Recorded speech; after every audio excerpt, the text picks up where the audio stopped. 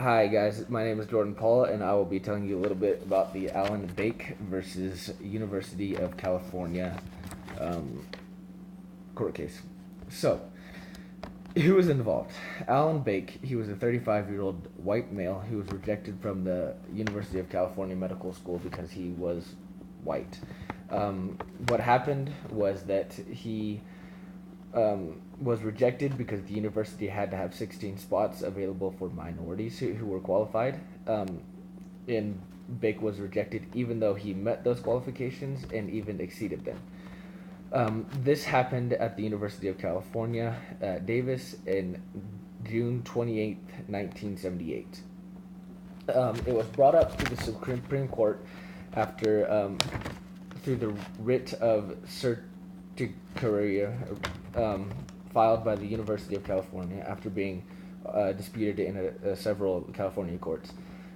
Because the university violated the 14th Amendment, the Equal Protection Clause, and the Civil Rights Act of 1996. So, the arguments for this court, Colvin was arguing for Bakke, and Cox was arguing in favor of the university. And Colvin stated that Bakke had the private right of action, and he thought that the university shouldn't do what they're doing because they will be put under the discriminatory column, I guess is what they called it, and lose federal funding. Powell argued, he was also on Colvin's side and also on the other side too. You'll see in just a second.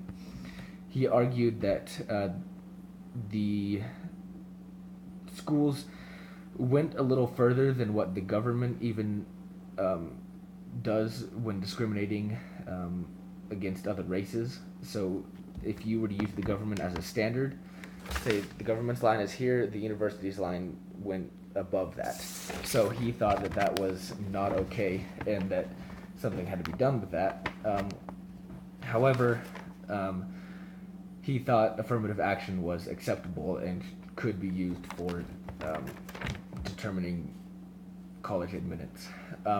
Black Num was on Cox's side and argued for the university affirmative action, same as Powell, but not against it. He was totally, completely for the university.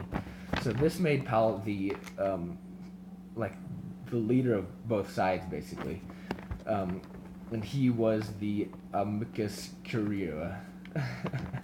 And also the oral argument, I skipped this, but it started on October 12th, 1977, and it was an intense public interest, and lots of people went and attended it and saw this argument. So, the opinion of the court, the Equal Protection Clause protected all and only if it served as a compelling interest could people be treated differently. Let's see, so the ruling of this court, the conference ruled that affirmative action was constitutional, but racial quotas were not. And this is also a landmark court because it allowed affirmative action to be used in college admittance. Thank you very much. See y'all later.